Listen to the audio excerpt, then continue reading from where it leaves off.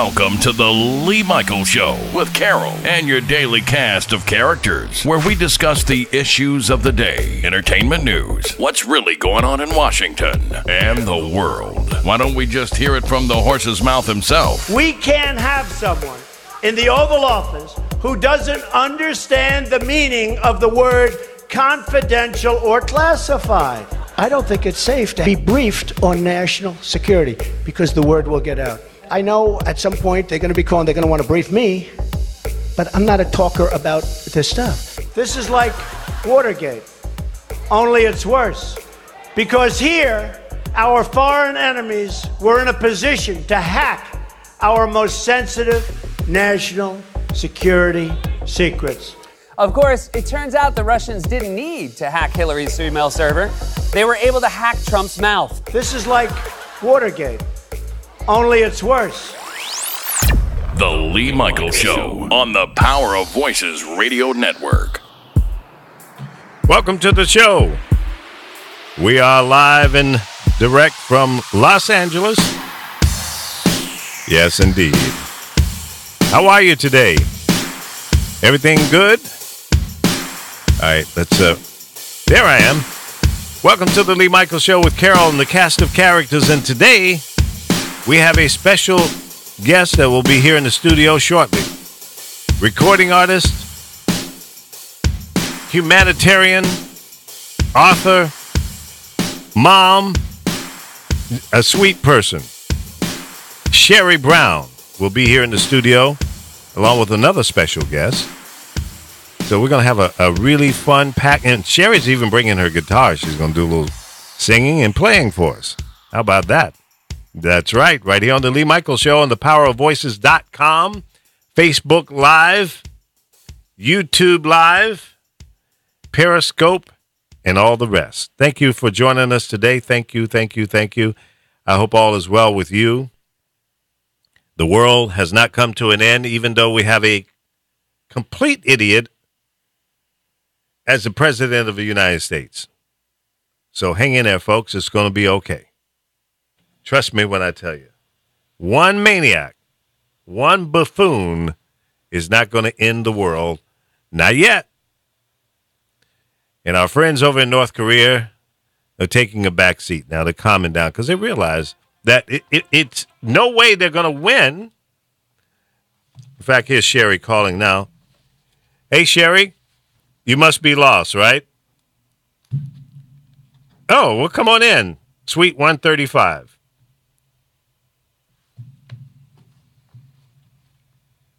Well, just come on. Someone will let you in. Bye. Carol, will you she says she is at the door. Oh, and Brian must have locked the door. I don't know.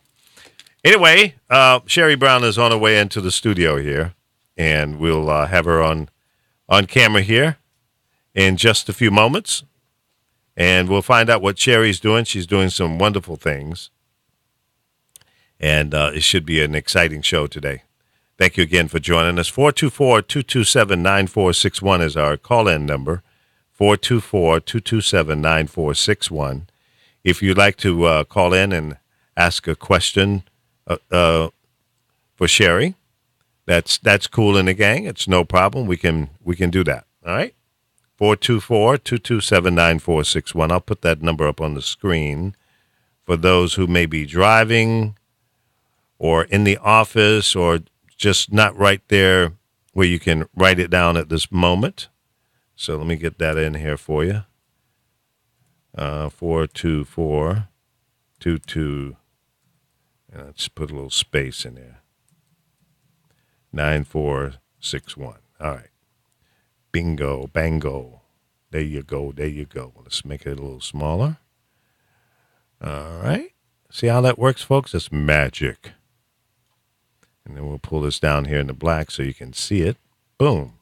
There you go. All right. 424-227-9461. And that's how you can get in touch with us here and be a part of the show. All right? Cool in the gang? All right, let me make one other little video adjustment here. Something has changed some of my settings around for some reason. Let's do this. You got a black screen there for a second. And I'm going to bring in this one, maybe. Yeah, there you go. All right. And you can see my Chrome Dome there. 424-227-9461. You can call in and ask questions to recording artist Sherry Brown, who's about to join us here in the studio. There are a lot of things going on. The Bushes have put out a joint statement. We'll talk about that in just a little bit. Last night I was watching CNN after I left here. Tuesdays is my late night here at the studio.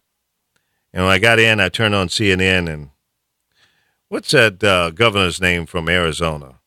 That just repulsive human being. And she was on screen. Hey, Sherry, come on in. She was on TV with a couple other pundits, and she got reamed inside out. I mean, she just made a complete fool of herself, and I loved it. She wanted to be argumentative, and she just really couldn't hold an argument because everything she said just didn't make sense. She's trying to support the president, and anybody that does that, as far as I'm concerned, has zero credibility in this world. And why anybody would stand up and try to support this guy is just beyond my comprehension. Just no way. My friend was doing that yesterday, and she's Hispanic, and she's like, Trump's amazing. I said, he don't give 2 cents about you, sweetie. You better pay attention. I don't think people are really paying attention. She doesn't. Anybody that she doesn't thinks watch the news. that this guy cares about anybody other than himself and his family. And I think if push come to shove, he'll throw his family members under the bus. Well, Because his he's that daughter come selfish. in and say something different than what he was saying. Well, she said that, the racist people there in Virginia were wrong. She called it. She named them. But he didn't for 2 days afterwards?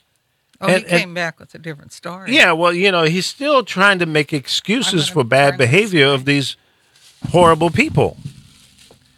Yeah, there you go. Everybody pull in close there. And good. Let me see if we got everybody. Let's see. Sherry, you're going to... Let me see. Let me get you framed up here. All right. We got recording artist and a wonderful person, Sherry Brown, in the studio today. And, all right, let me get you on cam there. All right. She's still getting all set up and everything. You brought your guitar today, too, huh? I did. Oh, my. No. Well, welcome to the show. And who's your other guest you have with you? This is Dr. LaFawn Gordon. Well, welcome, Doctor. How are you? I'm doing fine. Thank you. Are you a PhD, MD, XYZ, or ABC? PhD. All right. Clinical good. psychologist. That's too bad because I'm looking for an MD. I need a doctor. I don't have a doctor here in California, so I was hoping you were a doctor. What do they call a man doctor, though, that does examinations like us women? We have, a gynecologist? Yeah. What do they call a man doctor that checks you guys? I don't know. I just go to a regular MD. I don't want to see any of them. We go to a gynecologist. Yeah. Well, what's the guy that deals with your private parts? A gynecologist. Well, yeah, that's right? for women, but there is a guy, Well, a that's doctor what I'm saying. for. Do you have a guy or? Yeah, they're called a urologist. Yeah, that deals with those parts of the man. But you don't want your friend to check you out, right? Who? The doctor, you know. Oh, Dr. Rachel? Yeah. No, we're friends, and it's kind of hard to go see your friend to give you a prostate exam. You got me, no. She jokes with me all the time. She goes, well, I have small fingers, so it won't be so bad. I said, no, doctor. I would never be able to look at you again. I would think that's the same for ladies going to OBGYN, that you go to a barbecue with, hang out, go to the bar, and stuff like that. So I don't know. Yeah, because I don't like a male gynecologist. No? No. My dad told me to be a OBGYN. He said there was a lot of openings in that field. Oh, I couldn't imagine. The man that was married 37 times. Was that good? That was a slow curve that hit you right in the knee, didn't it, Carol? I went never right I on. never get his jokes. Sherry had to think about it too. No, my dad didn't say that. It's just one of my old crazy jokes that I've been using for the last 50 years. But it's funny. Kind of ridiculous, but funny. So yeah, how we I doing? had to report a doctor once. I went to he was really old. Why'd you go to it? He was the Dr. Kaiser gave me. Oh. And he was examining me, and he said to me, are you gay? What? I go, what's that about? Am I gay? Wow. Well, are you? And I said, no, but why would you ask me that? And I never could figure that out, but I reported him because. Yeah, that was an inappropriate question. Why would you ask somebody that? Yeah, that's nuts. You know, and he's looking at me. And I would have said, no, are you? You know, so throw it back at him. That's why I don't like. Yeah. I don't like to go to men. Well, you know, I could understand that. A psychiatrist, I like a man. Yeah. Jeez, I'm giving up all my secrets. So, Carol, can we put you on camera today? Will you have No, Sherry, I don't your want friend, to be here? on camera. Oh, Sherry, will you work on that for me?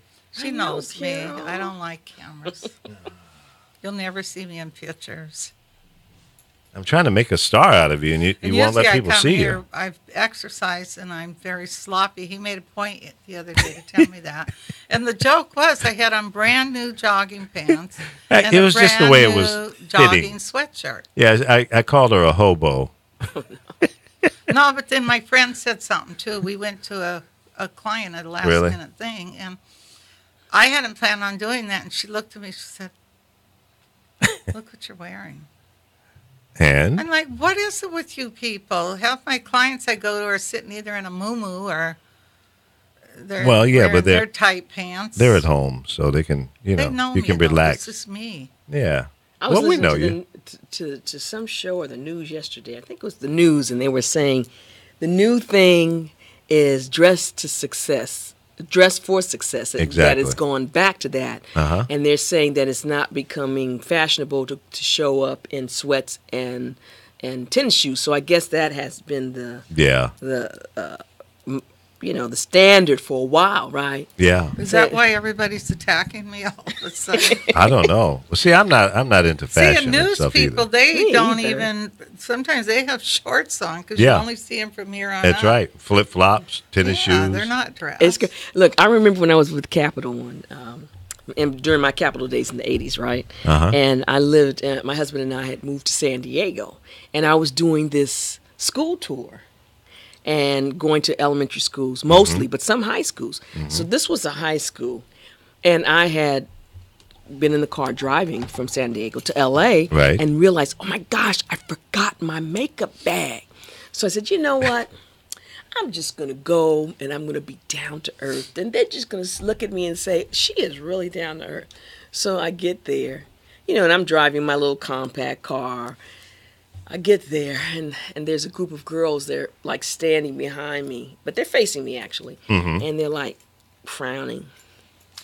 And then they're like whispering to each other and they're looking at me and they're frowning. So one says, why don't you have any makeup on? And I was like, Oh, wow. I said, so as an artist, that made me realize for the very first time that folks are not into seeing you down to earth. They want to see the glitz and the glamour. Yeah, they want to see what they see on TV right? and Especially videos. younger people. You know? Yeah. And so I said, okay, That's their reality. And so Yeah, now they Photoshop everything if you see people online. Oh, well, before we go any further, let me bring in Chris. Chris Bass is one of our cast of characters here on the show. He's in Chicago, but he's remotely connected to us. So, good morning, Chris. Good morning. Boom shakalaka. How you doing, everybody? How's everything? good. Good, morning. good. Everything's good. So how did I that's look, great. Chris? You look great. And people don't know, of course, Carol does not want to go on screen, but you did walk past to let your guest in. Yeah. So we did see you. It was like a cat that ran across the floor, Oh, like the one at the baseball game. Yeah. It was just real quick. And like, I ain't going to get the door. So you went in with the door real quick, and that was like very quick, but we did see you. Yeah, she walked across the camera. I couldn't cut it off fast enough. I'm not used to her moving around once we get everything set up. So she did make a little debut here today. Yes, she did. Yeah. Wow. You look pretty good from behind. No, these pants are too tight. Carol, you're so easy. And she put her sunglasses on. Now she's looking like No, I actually FBI lights agent. bother my eyes. They do. Carol, you look like an FBI agent now. I do. Yeah. I look like I'm All you need from- is a little earpiece in there, and you'll be official. I There have you a go. earpiece, You're like- but I don't know how to use that. We'll work on your Bluetooth after the show. So, Sherry, tell us what you got going on. Well, give a little background for those who have been in a cave for the last 25, 30 years and don't know who Sherry Brown is. Introduce yourself in your own comfortable way. Tell us a little bit about Sherry Brown. Okay, let's see. Well, I'm a singer, songwriter, producer, and author now. That's right. I And mentioned that. my beginning days were on Capitol Records. So I have 2 solo albums on Capitol Records that are still doing really well in different parts of the world. I've been going and doing some touring in the UK. Excellent. Because after 30 years, I had no clue that my music was as popular over there. It's amazing. I was like, what? That is so amazing because there's artists, even back in the 60s, 70s, they can go over there and make a lot more money, and people will turn out, see the Shy-Lights or, groups like that, Delphonics, but they can't get arrested at home. It's really something. Do you think that could be because in the United States they seem to only pick like 6 artists for the last 7 years we've had to listen? Well, that's part of it, the exposure, and I think maybe a little overexposure in some cases. And the audience here in America are all critics. People in Europe and other countries appreciate the art. They love the artists, the music, and the art form. They appreciate it differently. It's just amazing because I've had conversations with people from England and Germany, and I asked them those questions. So why is it you guys seem to just love artists that just are dead here? Well, they're great. They're just wonderful. I love their music and and all of that. We're different here. If it's not in the charts, it doesn't matter. It was amazing for me. Yeah, I'm sure. When I did the concert, they knew all of the lyrics to all my songs. Sure. When I'm performing, I'm singing. Yeah. There's one song, I just hit the guitar string. Wow, and they go, do it. So I was like a little kid. I was like, wow, I'm going to do it again. I did it probably 3 or 4 times just to get that reaction. Do you think, too, maybe it's because if you see what's coming out of there, they can sing. But our main artists right now, like, I shouldn't name names, Selena Gomez, she couldn't sing live if she had to. Katy Perry she's a couldn't. highly produced So most studio of our artist. artists are manufactured. But Adele, if she had started here, I don't think she would have blew up. No, she probably wouldn't have been able to. Too much. Exactly. They're too critical. We are. Too critical. Yeah, I think American. It's like they want record that companies- longevity where they can have that artist out every night. They're performing somewhere else till they destroy their throat. Because if you look at Sam Smith, he hasn't been out in a while because when he came out here, they had him going every night, and it messed his throat. Adele had problems with her throat for a minute. Well, they're hard singers. And to me, they're great. And we have great singers here. They just don't give them the chance. Yeah. Well, that's true. So I actually did a CD that Expansion Records released called Messages from the Heart, an Extension of Love. And one of my highlights was hanging out with the late Leon Ware.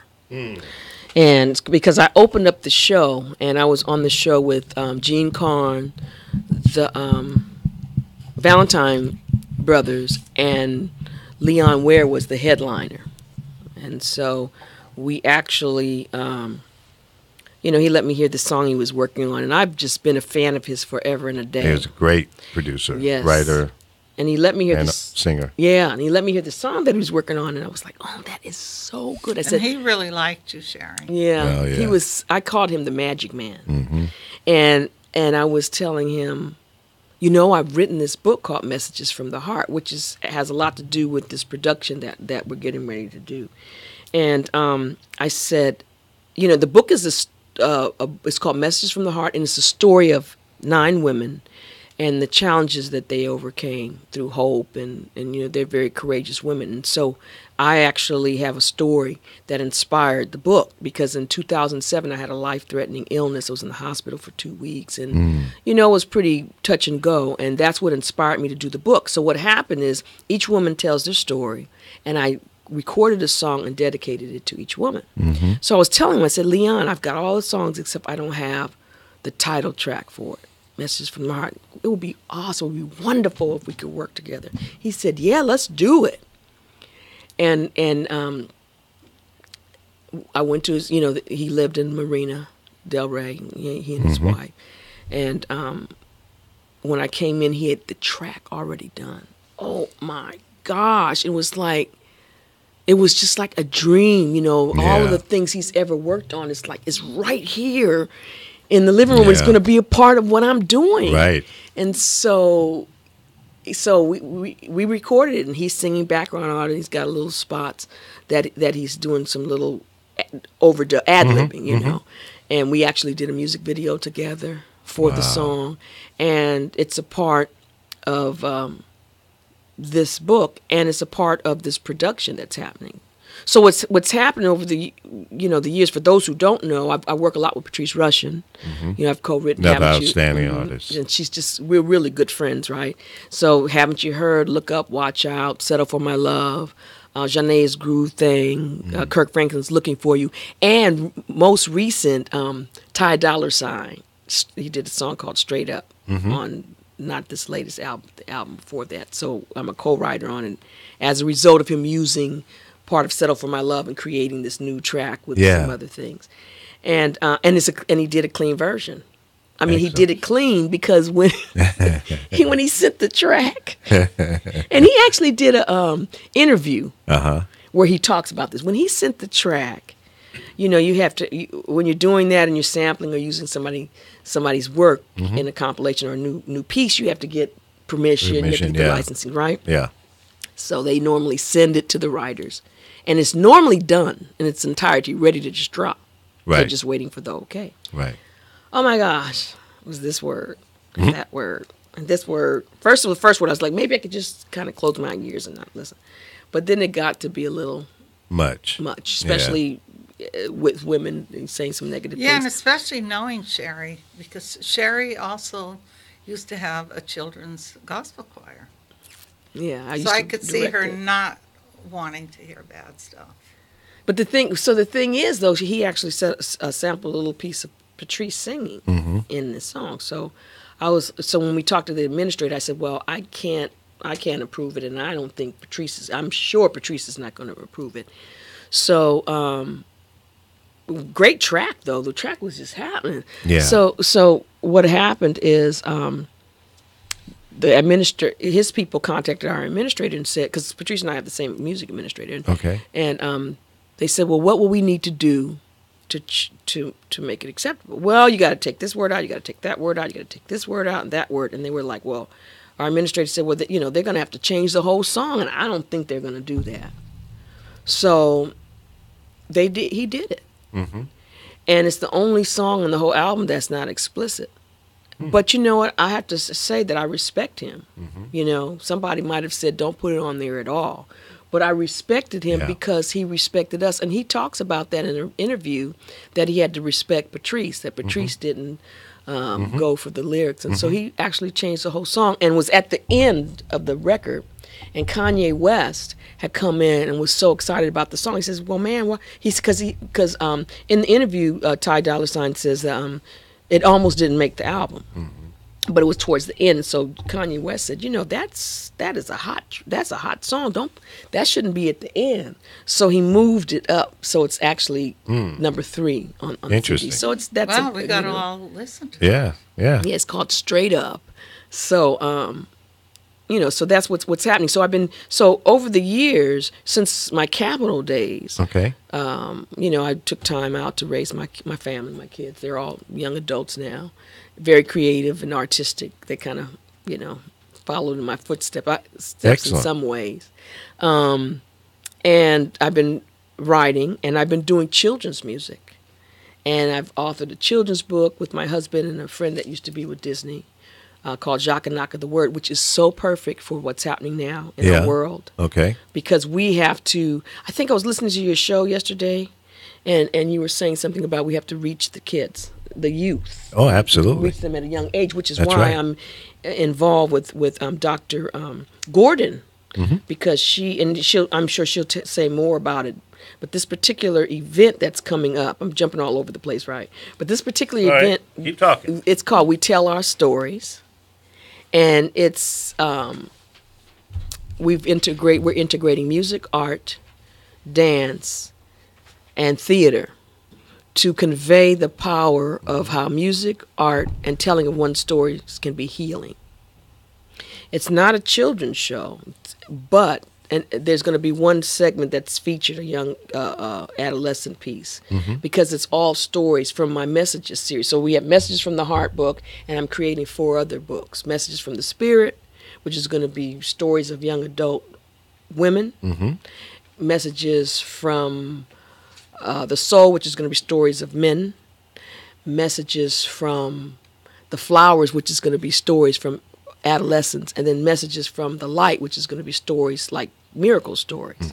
And each book is going to be it's going to have the same format. And what I did with the first book is recorded music and dedicated to each woman in their stories. And there's a piece of art dedicated to each woman in their stories, and including my story. And each woman tells their story themselves. Yeah, you know. yeah. And I think this is part of me rebranding myself.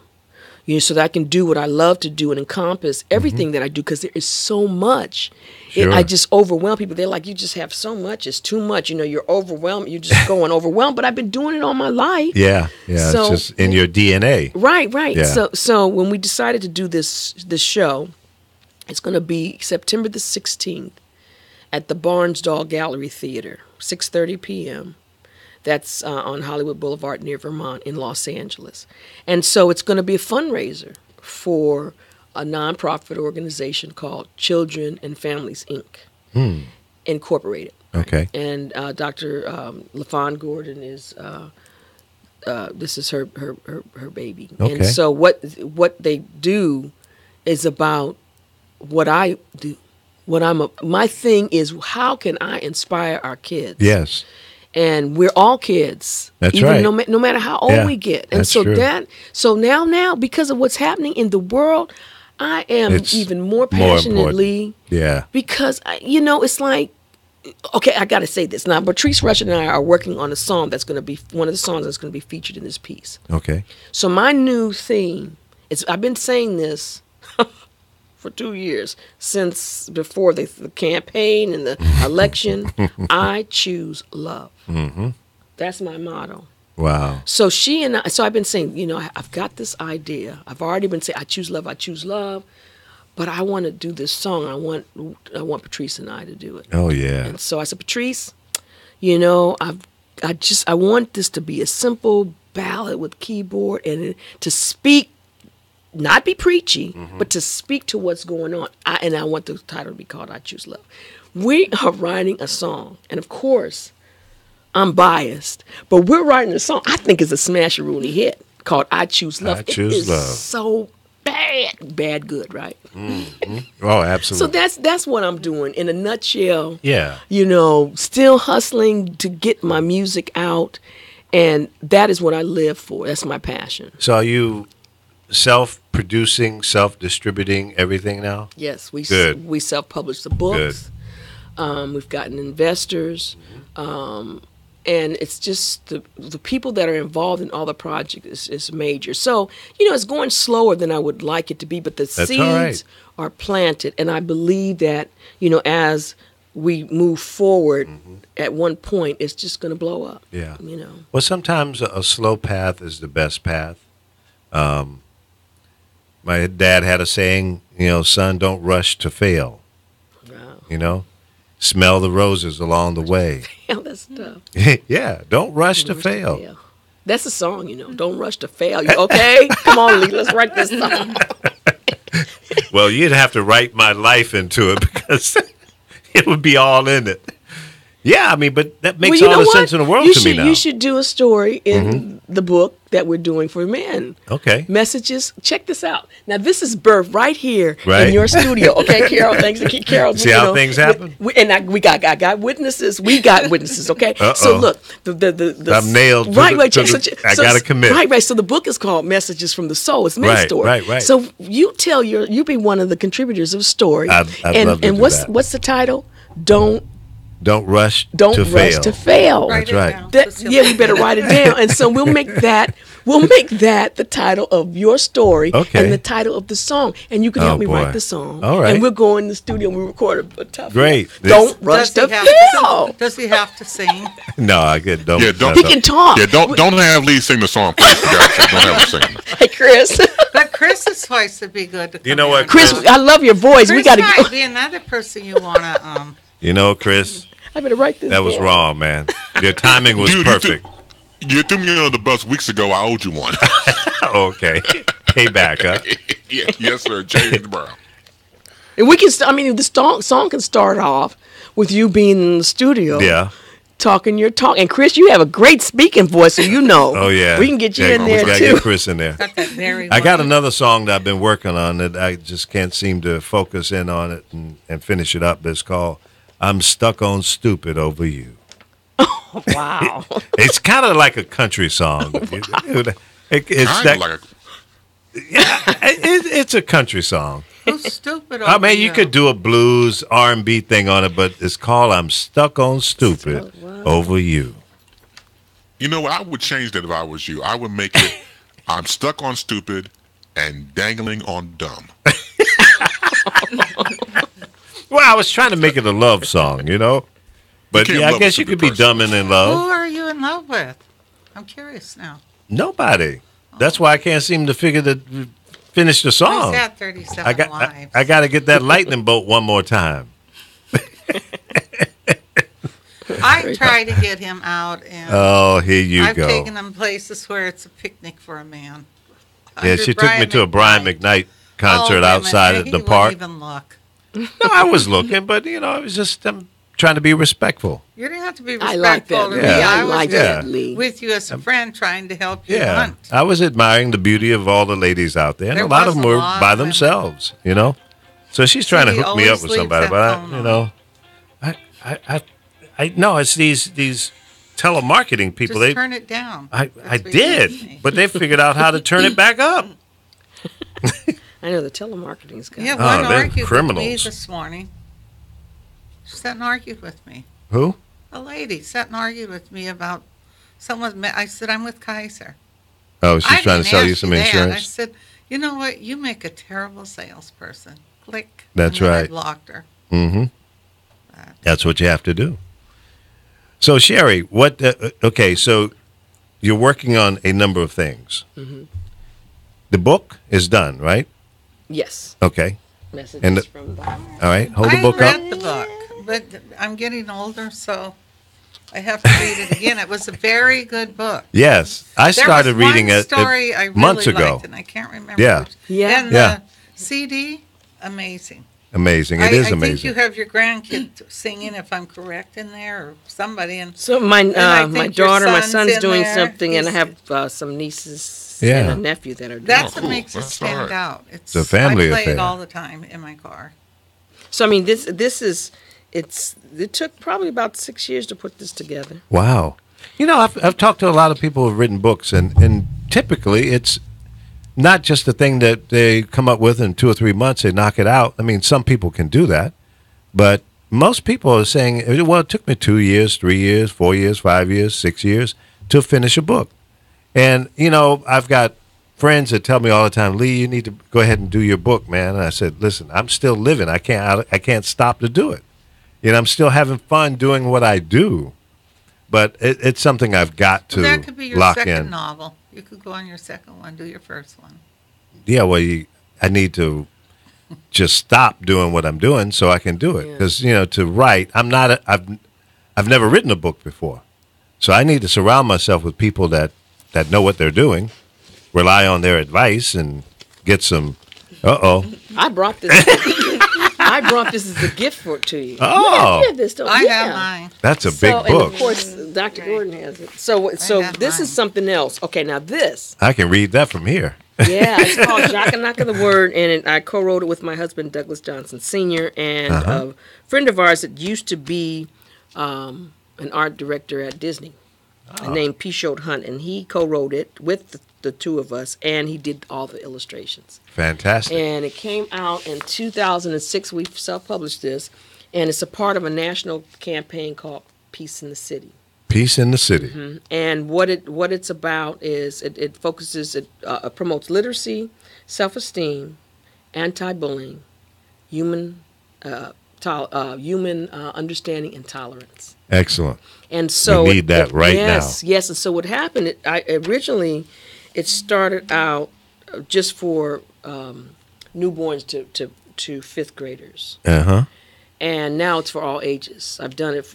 And I do a performance and a presentation. I sing, read the book. Wow. We have a question and answer about anti-bullying. And what happened when I would do it for the kids, the parents would be like, I want the book. And they would be, there was a 12-year-old, and I was at Spelman College for an alumni, and they let me, say something about the book and make it available. And so there was a mother, one of the alumni, she bought the book, and her 12-year-old daughter were like arguing. She said, "No, this is my book. You can read it." And so what happens? There's adults who get it, and they love it, and they'll have their grandkids come to their house to read it. They won't let it out of their home. They'll put it. It'll be like on their table, like a tabletop piece. Yeah, coffee table, or they'll put it on an easel. Yeah, and they'll tell me, I don't let them take this home. They have to come and read it, and then there'll be kids that, like the older kids, will like it, like high school. Yeah, and so it became a phenomenon. I just actually went to Wisconsin. La Crosse, Wisconsin. Yep. And La Crosse University hosted me for a whole week. In fact, it was done by way of Dr. Gordon because one of her relatives is a professor there and had seen the book at your house.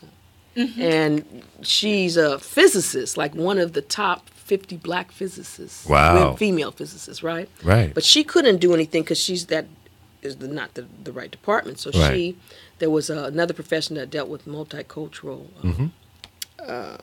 studies. And so they hosted me. So I went to 4 different schools, elementary schools, 2 libraries. So the library were all ages and adults who came. And it was amazing because what happens, they see a black girl, they hear the story, and they don't see color anymore.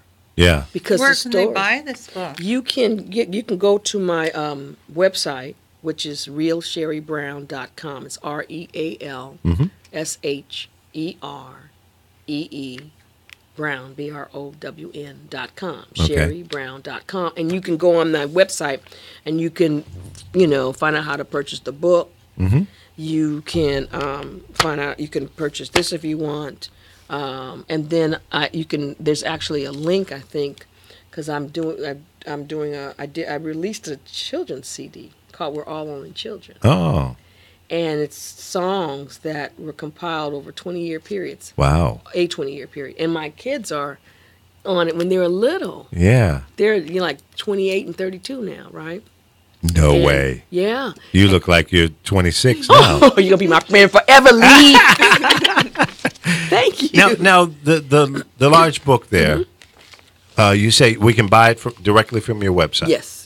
RealSherrybrown.com. All right. Well, I'm going to buy 2 of them. Okay. Because I have 2 granddaughters that are 9. Well, maybe I'll buy 3 because Michaela is 16.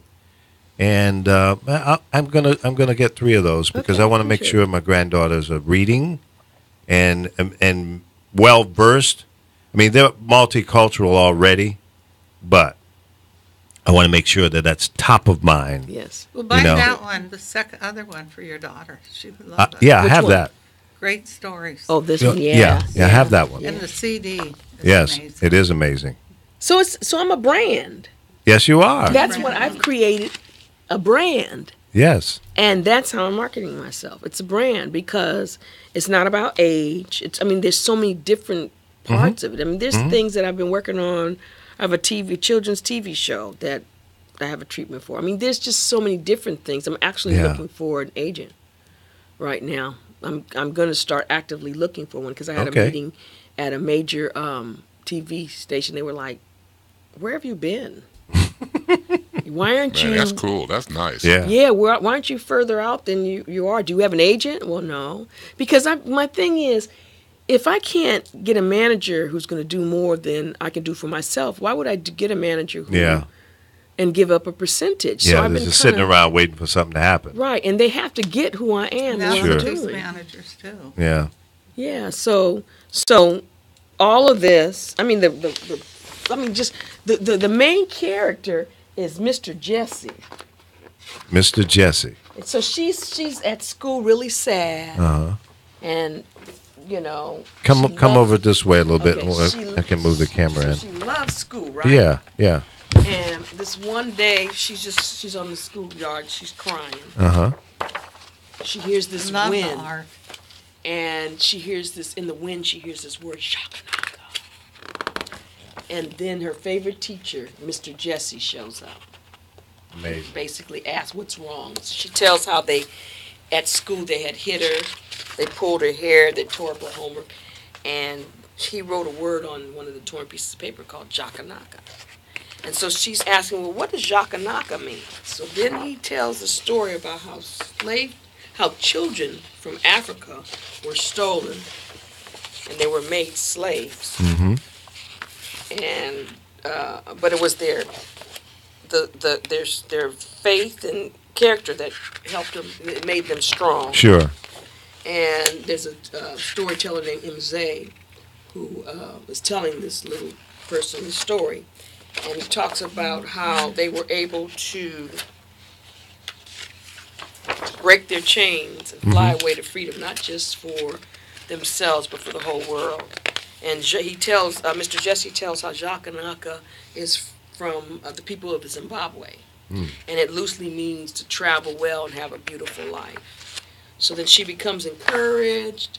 You know, they have floated up. Now they're coming back down to the ground. It's almost like a little dream kind of thing.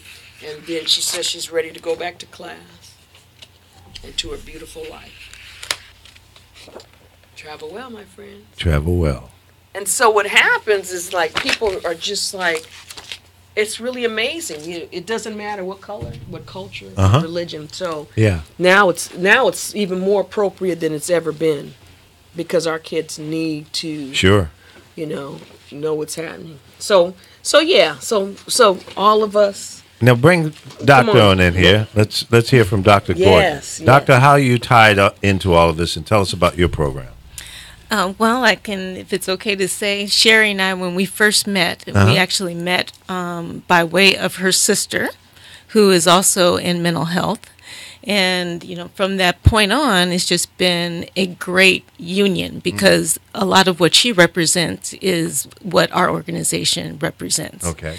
And a lot of it relates to empowering those who are not able to have the resources to empower for themselves. My background in particular is specializing in working with children birth to 5 and families who've experienced trauma.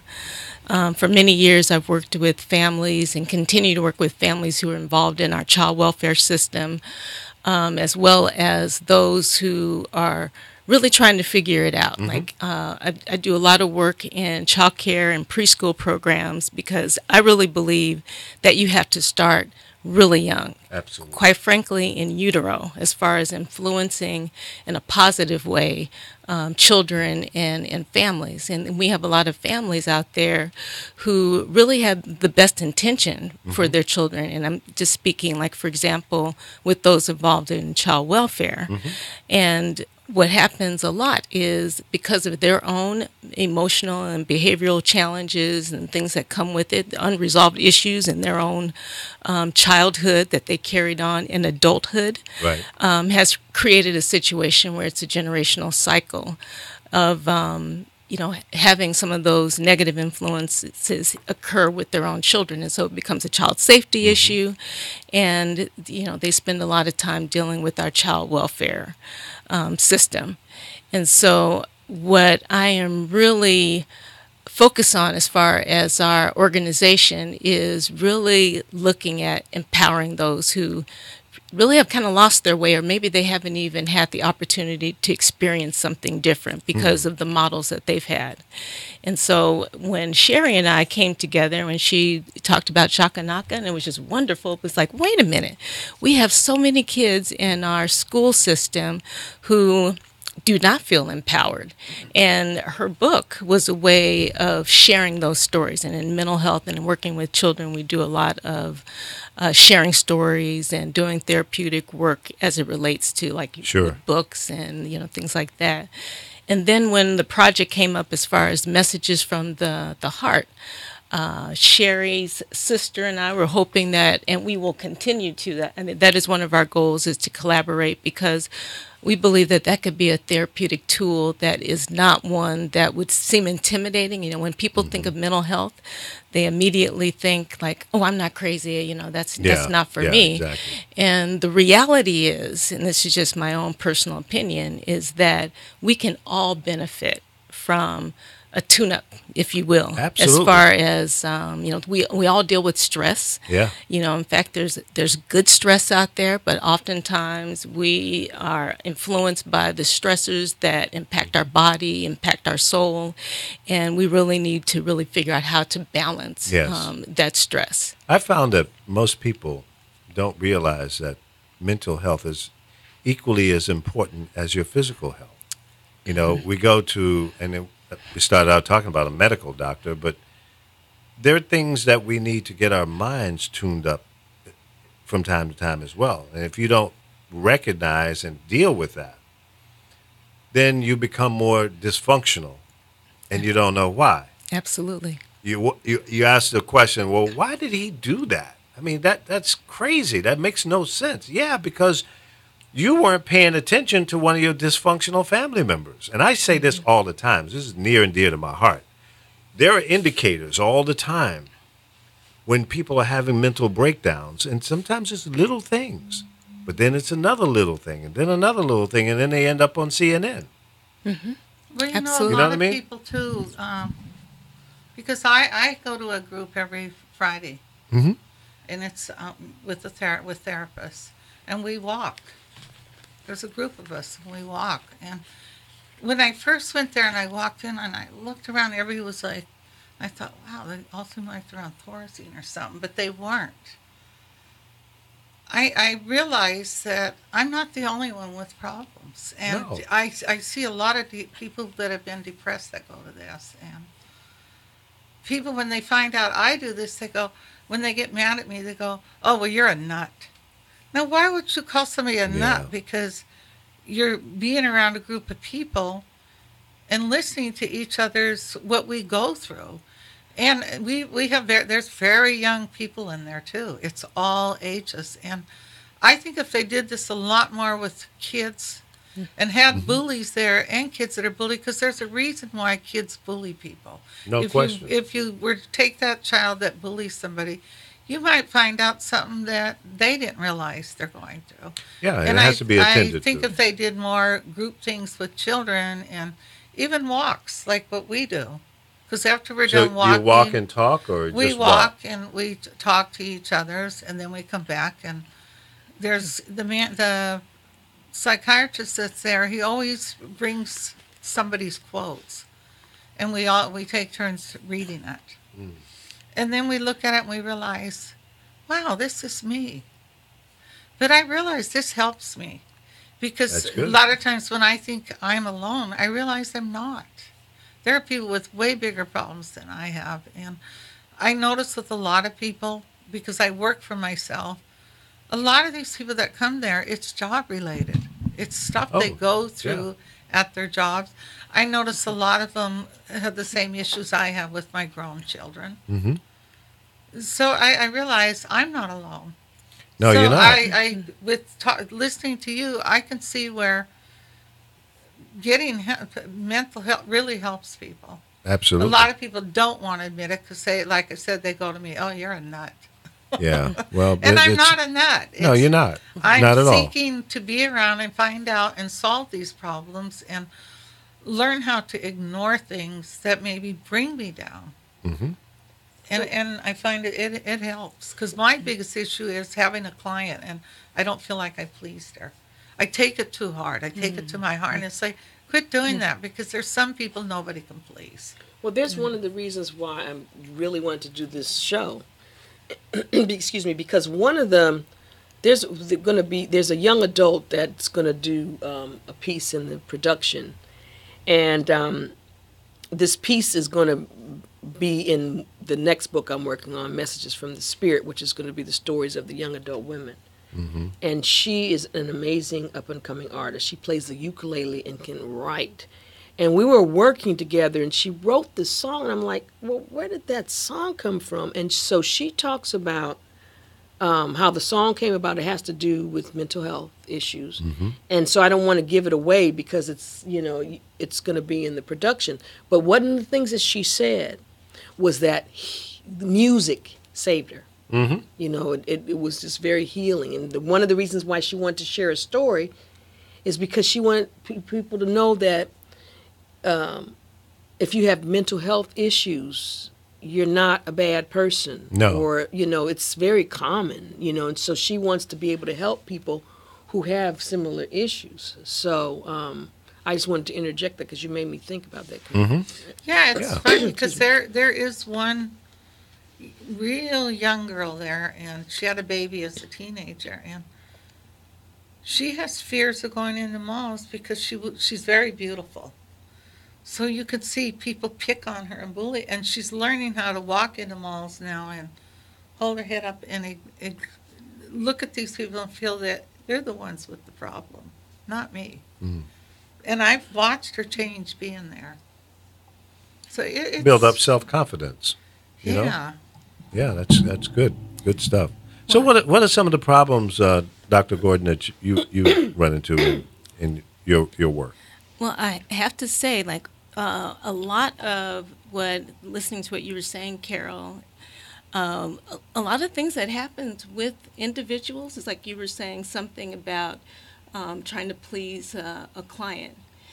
Yeah. Sometimes we're not even aware, even so it's unconscious, that we are carrying things for many years that have not been resolved in our own life. Mm-hmm. And we don't realize it until you see something or you talk with someone and then you're still kind of stuck in that particular area. Mm-hmm. And the thing that is really important as far as mental health is really approaching it in a unique and individual fashion. So as Sherry was saying, for the young lady that you were talking about with the ukulele, music was an avenue for her. For some people, group, individual therapy, walking. We've done a variety of things, and that's the thing that I appreciate about our nonprofit is that we really need to meet that person where they are, and then really look at their walk in life as far as the struggles that have gotten them where they have been. Yeah. Chances are, and this is even with kids that I work with in child care programs who are toddlers. Now, a lot of people would assume a 2-year-old, what kind of problems would a 2-year-old have? You would be amazed at the kind of emotional burden and baggage. Well, they can be hair pullers at that age. I've seen it. Oh, yes. People, newborn babies, they can be about 3 months old because I work with hair pullers. And there are little kids from the time they're very young that pull their hair. And now there's a reason for that. Right. Because I'm sure you know about hair pullers. Well, right. Well, we have, really young children. If you think about it, they're not verbal yet, or they do not have the verbal skills that we do, and they can't tell you about some of their experiences. And so they're often victims of situations and trauma in their life that they can't resolve on their own. And that's why, we do need to look at more of a village type of approach, helping this parent. Oftentimes what happens in child welfare, and I'm not going to say that about all of child welfare, so those involved or even families who are not involved, where we as the parent or the caregiver of that child, we just assume, oh, they'll be fine. You know, the 2-year-old, like there could be a domestic violence situation. Be wrong? Yeah, they're okay. It didn't impact them in any way. And we don't see the physical impact, the emotional impact, psychological impact. What we may often see is behavior. And oftentimes, that's usually what happens when I consult with these child care programs. We have the child, as you were saying, Carol, they're acting it out. They may be being very physically aggressive. I'll never forget this. This is 20 years ago, and I was doing an assessment on a 2-year-old who was involved in the child welfare system. There was a concern about the child having communication issues, verbally the child was delayed and poor articulation. And so as soon as I started the assessment, the first thing the child said to me in an angry voice is, "Uck you." And if you can understand what the child was referring to in here, it's a 2-year-old. And, one of the things I could, half-heartedly say was, okay, well, we see there is some sort of expressive language challenge, but there is a much deeper issue, with that particular child. And we need to go to the source of that, bring in that parent, those individuals working with that child, and really see, okay, well, what is the underlying issues? What was it that the parent did not have the opportunity to get? How can we rework that? How can we assist them in coping and addressing those issues? So once we're able to build more of a healthier foundation, more resources for families, the very young children have a better opportunity. And they are the future. Absolutely. And so that's why we need to focus early on so that we can support them so that their futures could look even brighter than our futures. Are the parents in denial? Do you see that as part of the issue? Yes. Yes. How do you overcome that? Well, working with the parents. I mean, that's a really big part. Like we are often quick to, okay, we have to rescue the child out of this situation, which is important in terms of child safety. Sure. But we cannot give up on that parent. Yeah. We have to see what is it that is happening with that parent. So it's a double-edged sword here. You got to deal with the child and the issues that it has, and then you got to more or less comfort and direct and coach the parent in how to accept and embrace this issue without turning them off. Absolutely. Making them feel like they failed. Caregiver engagement is That's a tough job. incredibly important. And how would you tell someone to deal with social anxiety? I have a granddaughter, which Sherry knows her. She's extremely quiet, but she's diagnosed with social anxiety. If you get her on a stage and she starts to sing, it's her music, just like what you were saying. She could just stand up there and it changes her, but she hates meeting people after, and she doesn't know how to react to fans because she has very bad social anxiety. Sherry knows her. You know how quiet she was, but she'll open up when she sings. It's like she sings with emotion. If she sings a song, she's written the song, she's telling you a story. But walking off a stage or sitting around groups of people, she's very uncomfortable. And she can't seem to get past this. I mean, she sees somebody, but it's real tough for her, the social. Do you deal with that with see, kids? In that situation, and I'm not sure what's happening as far as her, her therapeutic intervention, but, that's one of the things that's important to do is, find out what it is. What is that strength that person has? And that's the thing that's really important for us is strength-based approach. You can't do a cookie-cutter approach where everybody gets the same thing. Right. We have to look at, okay, well, what are the strengths? There has to be something that we can build on. And so if you know that she flourishes on stage, then, perhaps her therapist can look at that part and see how we can use some of that to build it into the next setting, the next situation where she's experiencing anxiety, put her there, for example, visual imagery, putting her there as far as let's go together and see how you can do some deep breathing. That's just a couple of examples. See, I see with her, and I've seen it with other kids, they get bullied. And if they bully them very young, it stays in them. It does. If they don't go past it. She was bullied. Terrorized. Horrible. And I mean, it's like it stays in her. She doesn't seem to get past it. And it would be like people go, "Oh, do you talk to Sky?" I go, "No, I don't. She doesn't call me every day." I go, "She might text you, happy birthday." But she doesn't mean any harm. It's caused her to have really bad social anxiety. It's really interesting because when I was younger, I was bullied. Very much so.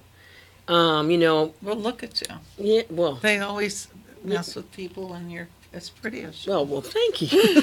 But I never thought... Sometimes beauty is a handicap. Well, what happened, my late dad, bless his soul, I had a wonderful dad, but he was very strict. And so there were two things that happened, three things. I was always a good student, so the kids called me the teacher's pet.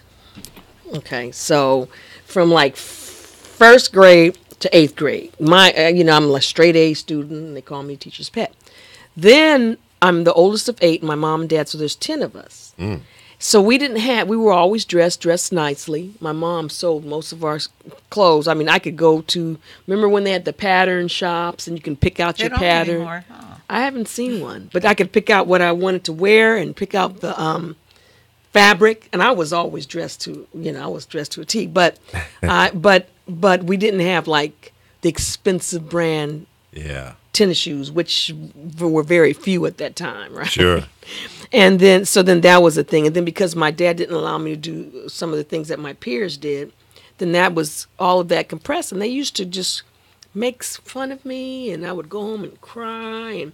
And so that's what made me go more into my music. It was a haven for me.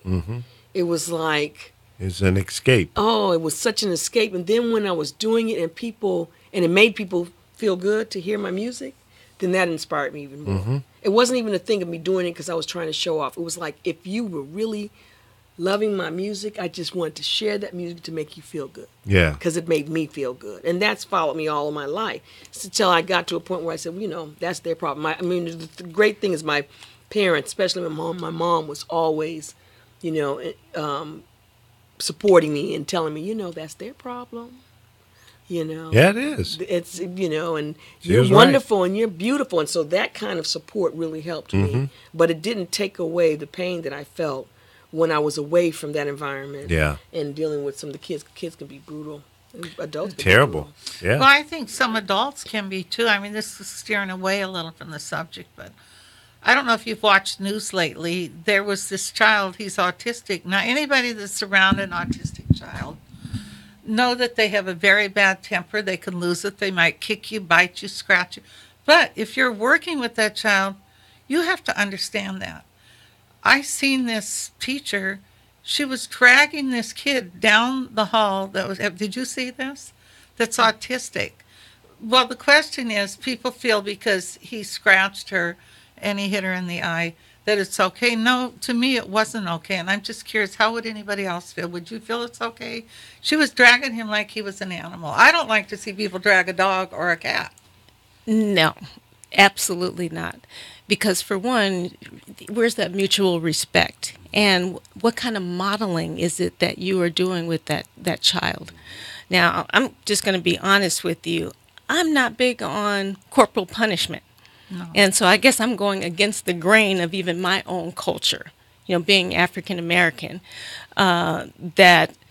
that becomes a quick fix as far as how to relate and discipline a child. You are to be seen and not heard. And I see that in a very different way. For one, think about this. If we are wanting a child, we're wanting them to change their behavior because we don't like it that they hit other people, they're physically aggressive, they're outspoken in any way, but yet in talking to them and disciplining them in that manner of yelling at them. I'm going to give you something to hit. I'm going to grab you. I'm basically giving that type of disrespect. We are not modeling what it is we want, that we're intending for the child. So how is that effective? And really, what was lacking in that situation is this teacher's compassion and understanding about even autism spectrum disorder. First of all, it is a spectrum, and it's not everyone has the same type of symptoms or challenges. And so we have to understand, well, what's going on with that child? What are the triggers for that particular individual? How can I better address it? And so it's very important. The onus is on the person who is taking care of or trying to address the issue to better understand that particular child, and not to put our feelings into it and then react in a way that's not going to be helpful for that person or the child. Yeah. Now, they have special schools for kids that are artistic. How well are the teachers trained to deal with? Have been trained. Why would you track this kid like he was an animal? Right. That's what prompted me to ask that question. Right. Yeah. And now, not all children have to go to a quote special type of school. I mean, it really, again, it depends on level of functioning of that individual. You could have a higher functioning individual with special needs who could easily be mainstreamed, and in fact, that would be the most appropriate. Yeah. But what you were saying, what happens with the teachers? That's why I really believe early intervention, not waiting until the child gets to elementary school or middle school or high school. We have to start early. We have to recognize when those special needs occur and then immediately wrap it around those resources. If it means this teacher needs more training in terms of typical child development and children with special needs, how to better recognize it, then we need to be proactive about getting, those services, for that individual, so that the idea is not to, again, label the child, demonize the child, but let's see how we can work with this child in this environment. Now, I have an associate who is a brilliant grown person. He's a web developer, designs websites, and he's brilliant, very smart, and he's artistic. You wouldn't know it unless he told you. So he is a functioning person, runs his own business, brilliant. When I don't understand things, I'll call him and say, hey, man, blah, blah, blah, blah, blah, blah, blah. Boo. Oh, that's easy. Do this, do that, click over here and do that. Brilliant guy. But he'll tell you, I'm artistic. And there are signs that, the only thing that would ring a bell with me is he's a little long-winded, very detailed in explaining every little thing. And you go, yeah, I got it. But that's it. Otherwise, he's a perfectly fine, functioning human being, married, no kids, but just a regular guy. So there's different levels, I assume. Right. Yeah. Right. Now, I don't know if he's on medication or anything like that, but he's fine. There's a young girl, which now she'd be a little older. She came, I went to the show, The Doctors, and she's a twin. And one, as they grew, he said she was very violent, and the other, but she had problems with motor skills. And she went to a regular high school. She was talking through an iPad. She was answering questions. She was telling people about being autistic, what they feel. She said that sounds are more intensified. She said their eyesight, it's sometimes like a kaleidoscope. She was telling people why sometimes they start plugging their ears in that, because it just gets really loud for them. It was very interesting because everything, she talked right to this iPad. And I've read articles now where they're finding iPads really help these children. Well, I'm working with someone that has some level of autism, and he is a teenager, brilliant. And so I have this mentorship program where it's a 6-month program, and so especially aspiring young artists, we go through the whole process of how you copyright, how do you become a member of ASCAP or BMI or CSAC, and what do you expect, how do you protect your music, and then we, go through a whole songwriting process where I will work through, we'll create a song, and then I'll go into the studio and produce it. So that by the end of that 6 months, they have a song that they have written or co-written, and it's produced, and it sounds like a record. And it's part of me giving back because, the program, the fee is nominal compared to what it is that I do. And this one particular individual just turned 17, and where it takes, where my other clients, it may have been 1 to 2 songs that they worked on, this guy has his laptop, and he's done like 7 to 8 tracks that I think are like, whoa, they're just hits. And so this is something that his parents saw that he was interested in, which was great as parents, I think, because they're looking for things that they feel that to help connect him to some social, so he'll have some social connection. But that's real interesting. That made me think about that. Yeah, yeah. And there are different levels of autism and other mental issues. What are some of the, I don't want to say most popular, but the ones that you see more often in terms of issues as it relates to mental health issues that you run into? And, as I mentioned before, I work with individuals who've experienced trauma. Okay. So, see a lot of trauma-related challenges, and often you'll see, as a result, depression, low self-esteem, incredibly low self-esteem, anxiety, just this whole feeling of worthlessness. Yeah. And, getting or experiencing a traumatic situation and experience, and so then there's that idea of, well, what if it happens again? So then you start to feel hypervigilant and nervous about certain situations, so then you start to avoid going into certain situations or interacting with individuals who may represent that, for example, a perpetrator. And a lot of it is really trying to get at what is that particular symptom or those challenges that person's experiencing, and really help them be able to address it and cope with it. And I keep going back to the importance of having the right people in your life who are healthy, who can have compassion and understanding, and really help them really kind of to not shelter the individual, but support them in the way that they really need to be supported. Sure.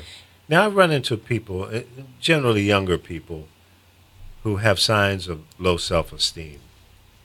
And without me going through a whole therapy session kind of thing, how do you deal with that? I mean, is that a situation where you just have to keep positive reinforcement and all the feel-good messages, but how do you break through? What is there a special breakthrough point? Again, everyone is individual, but oftentimes you have to start with, where did it come from? Right. I mean, it's one thing to say, okay, no, you feel better, your life is wonderful, and then you put a Band-Aid on it, but you still haven't addressed, well, where did it come from? The root of the problem. Exactly. So if you can address the root of the problem and really help that person understand and or cope and address it, then when a similar situation happens in life, because chances are there may be something else that may happen that relate to it, or a reminder, a trigger, then the person would then have those the ability, the therapeutic tools, if you will, to be able to address it in a different way the next time it should happen. And then so that sometimes that's missing a lot. It's like, oh, you don't worry about that. I can't believe you experiencing that, when instead we really need to embrace that sit with that person's feelings about it. Oftentimes we're uncomfortable when another person is in emotional pain because we don't know what to say, we don't know what to do. And then so we may either try to avoid that person, or we may say something that is not intentionally ignorant, but it may come off in a way that even creates more harm. And the reality is, a lot of people, they just want you to hear them. They just want you to listen. I'm going to put you on the spot, Doctor. We're talking to Dr. Gordon here, and she's a PhD. If you had the opportunity to sit down with President Trump, how would you... Oh, no, you still want me to go political. Well, no, I just want you to examine him mentally. Does he appear to be stable, or is this a TV show we're watching? So you're going to jeopardize me with the Board of Psychology. Since he's not my client, I have to say that I can't really diagnose him. Right. But people like him, if I can just be fair in saying that. There is that question of insecurity, where you do need individuals around you who give you what's the word I'm looking for? Affirmations and things to boost up your help me out here. Ego. Thank you. And you see, I want this to be a whole family affair, so I'm not putting on the spot we'll all be here. indicted, right? Right, exactly. And oftentimes, if you think about that, those who are the most insecure, I've always said this, and this could be someone like him. Right. Those in general. In general. Okay. If you just notice, just think about it in just your own life experience. Those who tend to be the most insecure are the ones who are talking about all the wonderful things that they do in life, and they know everything. Yeah. But in just my own opinion, personal opinion, those who have the credibility and the know-how and the do, you don't hear them talking. No. You hear other people talking about the things that they do. And so, to me, that would be the difference. Okay. So he is a little wacky. Those were your words. Your words. Egotistical maniac? Narcissist? I Narcissist? think his reality show got to his head. I think he thinks he's on a show. Well, I think, no question about that. I wonder if but Chris he was a has little any questions. out there. I'm sorry? Is Chris still on? Chris, you're still there, right? Yeah, I'm still here. Yeah, I'm Do you I'm have listening, any of course. questions? Yeah, I do. Let's go to the doctor real quick. First of all, both of you are doing great work. Your timing is impeccable because the word I keep hearing between the both of you is healing. And we need that now. We just talked about our so-called president and what's going on in our universe right now. And I believe what you're doing is helping to heal. And we need that now more than ever. So I commend the both of you for your timing is once again impeccable. When Dr. Gordon, when you're diagnosing, before you go back to children, how is the process to let them know that that diagnosis is a reality? Now, I know some adults may have issues, but because of their mental capacity, maybe they're able to embrace it or kind of fight against it. With children, is it different? Now, it's interesting that you asked that, because that is often the fear when I'm asked to, at the child care programs I'm involved in is, oh, wait a minute, are you going to diagnose my child, and is that going to carry with my child? Is that going to hinder or hurt my child in any way? Believe it or not, the most immediate, it's not to focus on a diagnosis. We often focus and look at a diagnosis for other reasons, for billing reasons, especially for driving specific services that are needed, for an individual. And that's when it becomes important in certain situations. But you don't want to just only operate solely on a diagnosis, because then you start to focus on, instead of calling the child John, we're saying autistic John. You know what I mean? And we're not really looking like, well, wait a minute, let's look at the uniqueness of this individual. Let's look at, what is it that when you were talking about your friend? Yes, the parts that are really important to embrace and value about John. Not look at the diagnosis of John, but what is it that he offers us? What can we learn from him? And that would be the focus, not necessarily operating on his label. And that's a fear for a lot of people. You're labeling me, so that means that label will carry me. A lot of times we ourselves may use the label and it turn into a self-fulfilling prophecy that I am this, so therefore I'm not able to do A, B, and C.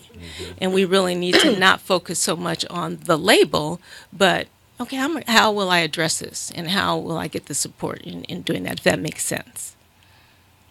Yeah, that makes a lot of sense because, as you know, when we're talking to children or people who go through that, it's not the easiest thing because you have to admit something that you probably don't want to admit to.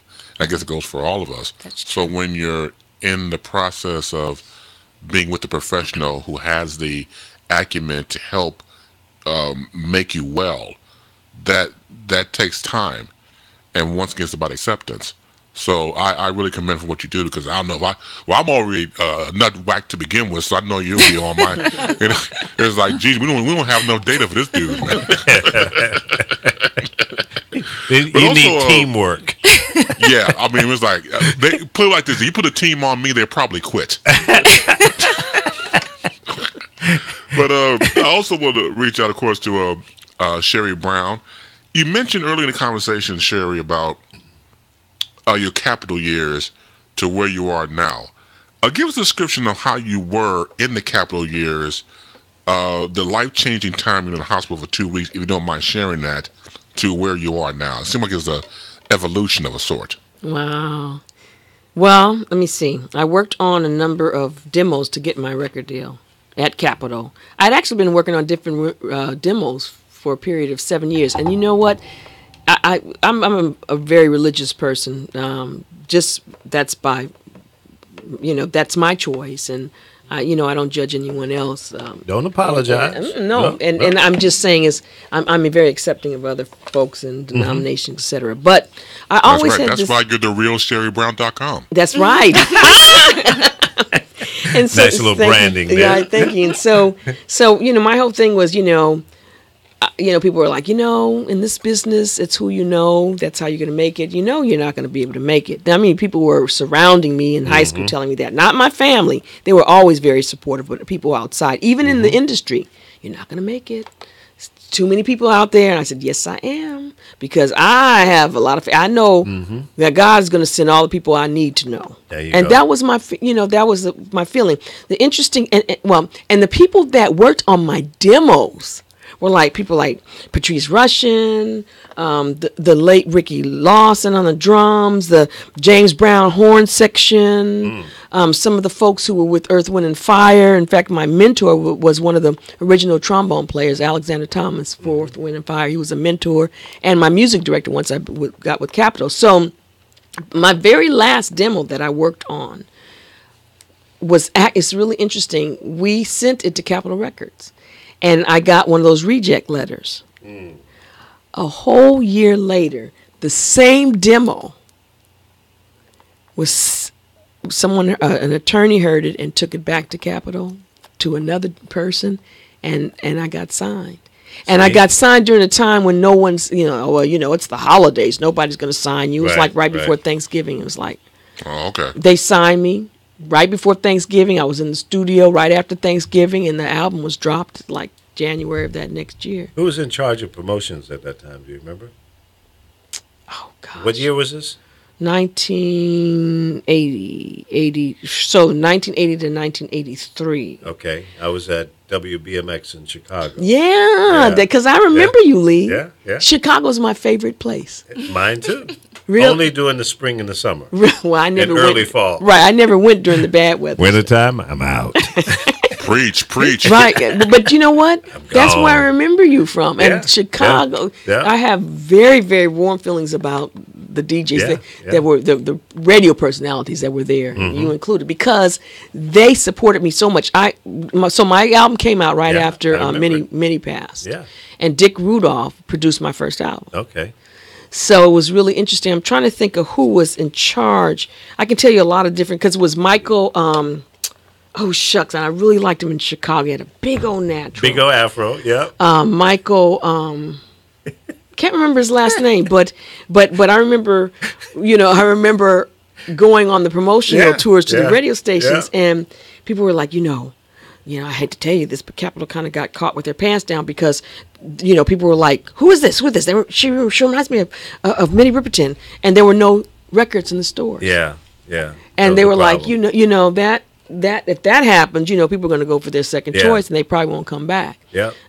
So I did that, and I was very naive, and I saw a lot of things, and made it a point not to be a part of a lot of those things because that's not who I was about. Yeah. People like, well, I remember, the black colleges, the historical black colleges really supported me. Yeah, in fact, they embraced it. And in fact, I got an award for the best new artist.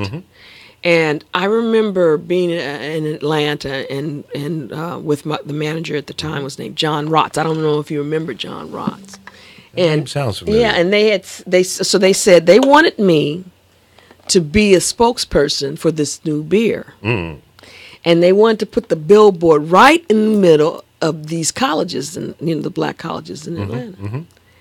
And they were offering a lot of money for back then. It was a lot of money, and I said no, because I didn't want to endorse something that could be harmful for my people. It's like, well, why am I going to endorse, beer for the college students here? And people were like, that's crazy. You should have taken the money, but I couldn't do it. And so there were things, moral values, and things that are yeah. important, and I applaud you for doing that. Yeah. Some things you just don't need to embrace. Right. If it's against your beliefs. Right. In fact, in this book, it's semi-autobiographical, actually, because I talk a lot about that journey of the music, and what happened when I lost my deal at Capitol. I was in Italy doing a USO tour with the Italian army, lined up to leave their name so I could send them back an album. And I'm like, why isn't Capitol behind me? And I was at the table with my manager, and I remember him telling me, they dropped you from the label. No warning. Yeah. They had new people who had come in. I had no relationship, and so I think that if it was the same people, they probably would have given me a third album. But it was devastating for me. Yeah, you came along at a time when you were doing the type of music that you were doing. Radio wasn't there. The promotional people, marketing people didn't get it because you were a real artist. And at that time, music was, especially in urban radio, was going through a little transition, and you got caught up in that. I remember your first album when Mike brought me the album, the Horton, first thing, Michael Horton. Yeah, I remember it like it was yesterday. I said, "Hey, Mike, this is a great song, and we're gonna give it a shot, but I'm not sure because." At that time, I was the program director of the radio station. I remember it was like yesterday. Some things I can't remember from 2 weeks ago, but I remember this. I said, the house music is booming here in Chicago. I said, we're going to need to get a different mix on this to make it, blend into everything else that we're doing. I said, but this is going to be one of my personal favorites. So you got caught in that time. Right. And it's those cycles, those crazy cycles that come and go in the music industry, especially here in America. Take that same record, go over into Europe. Well, the thing is, sometimes when I play my old stuff and I'm playing it for the younger folks, they're like, that is bad. Who right. What you do? That is. And so it's like, I remember folks saying I was a little ahead of my time. Yeah. And so, you know, when India.Arie came and through, and Jill Scott came up, people were like, you know, you remind me of India.Arie. You remind me of Jill Scott. No. They were biting on you. I was out long before they came, although I love their music. Right. You know what I'm saying? In fact, I'm going to see Jill Scott tonight at the Bowl. I wanted to see her. Yeah, at the Hollywood Bowl. So then that was devastating. It took me some time to kind of regroup from that. But in the meantime, I started having, you know, I had my daughter first, and then my son. So I took time out to be there as a mom. Sure. But I was still doing behind the scenes stuff. I was still writing. I was still creating. And then when I got sick, it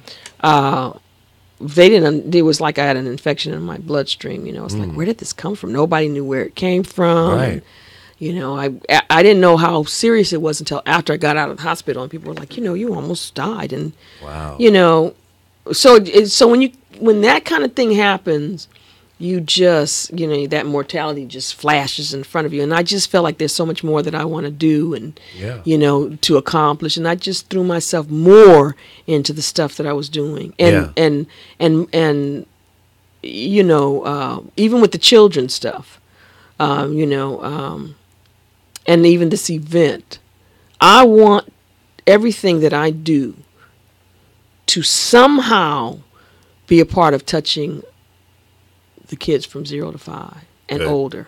Good. On some level, because are very informative years, right? And because and that's why I really like what's going on with Dr. Gordon and her organization, because she talks about that. You know, that's when you reach the kids when they're that young. This is the thing that's going to change the culture. We have to start with our kids. So every time I hear what's happening in our political arena, and I, instead of becoming or staying saddened, because it is saddening for me, I just say, what can I do musically that's going to make the difference? I'm going to figure out a way to touch our kids, because that's going to change the culture. So when you have folks talking this crazy stuff, they know, well, you know, that's not right. That's right. You know, and so my thing is, I said, you know, I just got to try to bless our president. Because, you know, like on my Facebook, I try not to be political. I'm going to start a blog. I have a blog. I don't really use it so that I can say I'm going to be political. Okay. You know, and the thing is, right is right and wrong is wrong. Period. No matter who you are, no matter what, you know, what your party is. And so that. Speak the truth, Sherry. Yeah. And so I'm just going to keep on doing it even more than ever. And encourage my peers and my other artist friends to do the same. And hopefully they're those who I don't, you know, who are on a different level than I am even, you know, as far as that. By the way, you tell Patrice I said hello. I will. And I would love to have her on the show. Yeah, I'll tell her. Now, what's that red thing you got sitting in your lap? I got my guitar. You know? That's a guitar? No, I brought my guitar. I said, you know what? I told Carol and I told Lee, you know. I'm curious, though. I've never seen acoustic. What is this? These are pickups. So what happens, I can plug this. That's kind of new, huh? Well, it's been around for a while. Yeah. And so what happens, I can plug this into an amp, okay. and it amplifies. And these are like my volume and my you know, I can make it treble and put more bass in it and adjust it like that. Or just play it like this. So what I brought my guitar right, and I was like, I don't know what I'm gonna do. So, you know, I told you about this children's record. Now, I've been doing this for a long time. Now, when I do my Jakanaka presentation, this song comes out. Now, this song is for every child, and for the child in all of us, and it is especially appropriate for what's going on now, you see. So, it's a song that I wrote called Little Boy Blue. Now, how many of you remember the story about Little Boy Blue? And he fell asleep under the haystack. Well, I've got a song about Little Boy Blue who played the horn. And it's about believing in himself. And it goes like this. Little boy blue, what's going on? Little boy blue, won't you play a horn? Little boy blue, that's the background part, right? Little boy blue, no matter what goes wrong. Little boy blue, you keep playing your horn. Little boy blue. Now the story goes, living life day by day, wishing that he had it made. Only time that you wins on the television, he is hoping for a better way, chasing a tear with a smile, sorrow and laugh for a while. He just has to begin, the answer lies within. Besides, giving up's just not a style. Little boy blue, what's going on? Little boy blue, won't you play a horn? Little boy blue, little boy blue. Hey, hey, hey, little boy blue, no matter what goes wrong. Little boy blue, keep playing your horn. Little boy blue, little boy blue. Now it continues and it goes. Now out there's a desert land, but little boy blue has a plan. In his heart he is known, he'd come into his own long as he keeps on playing his horn. Little boy blue, what's going on? Little boy blue, keep playing your horn. Little boy blue, hey, hey, hey. La la la la la la la la la la la la la la la la la la la. La la la la la la la la la la la la la la la la la. Little boy.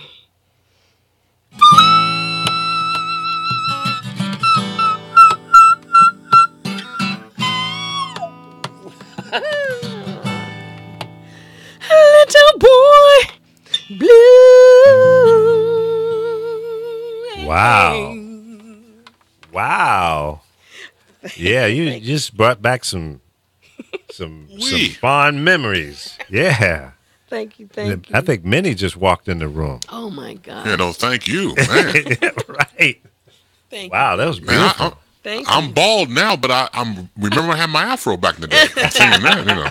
That's all right, Chris. That's all right there. Yeah, that Thank was you, thank you. fantastic. Another song. Yeah, it's I don't know.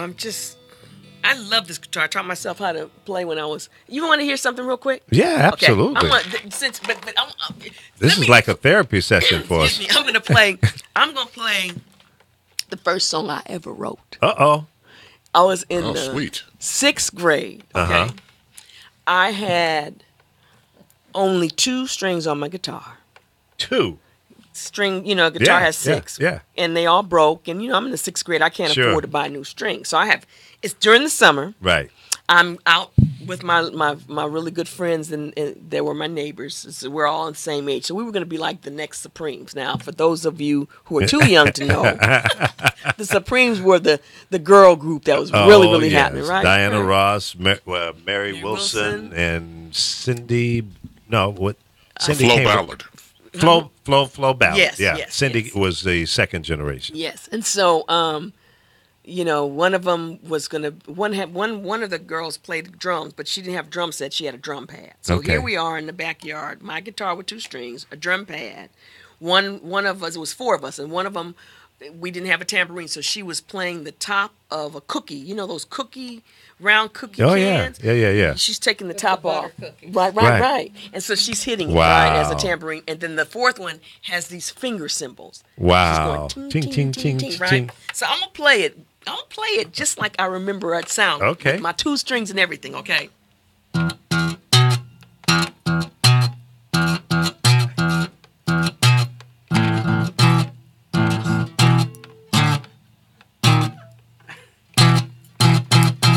I really love you, baby. Ooh, ooh, ooh, ooh. I really love you, baby. Ooh, ooh, ooh, ooh. I really love you, baby. Ooh, ooh, ooh, ooh, ooh, ooh, ooh, ooh. I can't explain this feeling that I had when you walk by me. Everything just changes. And then it went, everything just changes inside of me. Tell me what. They go, what? What can I do to make you feel the same way too? Now she go, I really love you, baby. Ooh, ooh, ooh. And I'm doing a new remix. Love you, baby.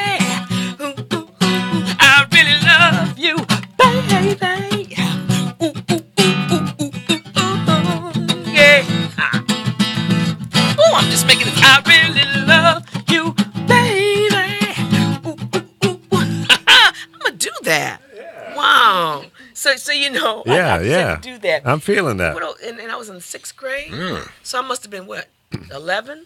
That was my first song. So that was about 10 years ago, huh? All right. Yeah, when you mentioned drum pad, they didn't have drum pads back in 1955. So, see, you got me all twisted. I don't know how old you are or when you started because you got me all confused. Right. That's easy to do, though. Right. So I just No, love that's you know, great I just stuff. Thank you. I love my guitar and I love hearing her sing. thanks. And so I'm hoping that folks will come Nice, out for the nice. show. The tickets are $60 each, and they're Yeah, give us a date, tax-deductible. time, and place again. The date is September the 16th, Saturday, and it's 6:30 p.m. at the Barnsdall Gallery Theater, which is located at 4800 Hollywood Boulevard in Los Angeles, California. And you can go online. You can go to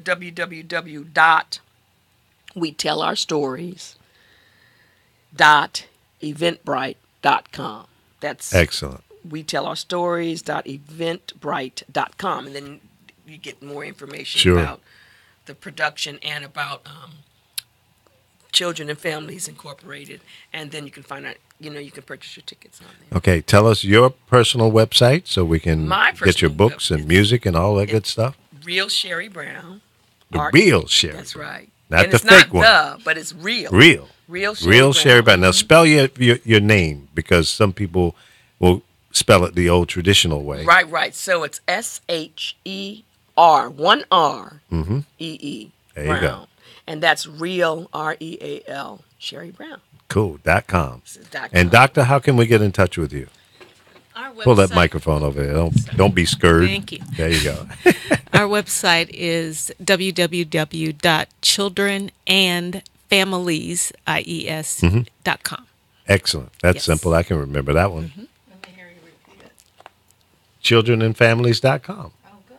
I got it. With the See, plural. even the Plural. Plural. Yes. Yes. and even the old senior like me can remember that. That's good stuff. I mean, what an entertaining, and it's kind of a different show for us. And thanks for Carol because she kept reminding me that we need to get you on. I said, well, just call her and tell her come on in. Sherry can come anytime she wants. Nice. Sherry has a very interesting family. Yeah. Let's see her son. Let's talk about your husband first. Well, my Wait, husband, hold on. I'm sorry. Let me interrupt. Before you do that, Sherry Brown, can I get an autograph book? The first one you mentioned. Can you use that title again for your first book, please? which Messages from the Heart? Yeah, can I get an autograph book of that, please? Yes. You can. Okay, do me a favor. Give it to Lee, and then Lee, you'll take care of the shipping and handling and get it to me in Chicago. Oh, sure. Absolutely. I'll do that. For you, Thank Chris? you, sir. Anything else you need, sir? Let's see. Probably In-N-Out burger.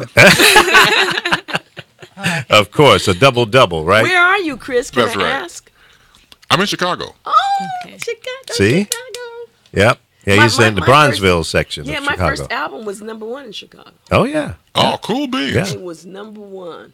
So, you guys, Chicago treated me well. Yeah.